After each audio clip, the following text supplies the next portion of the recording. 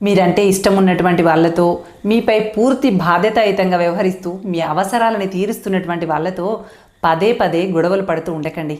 అయిన దానికి కాని దానికి చిన్న చితక ప్రతి అంశానికి తప్పులు తీస్తూ అవతలి వాళ్ళ మనసుని బాధ పెడుతూ ఉంటే ఏం జరుగుతుందో తెలుసా?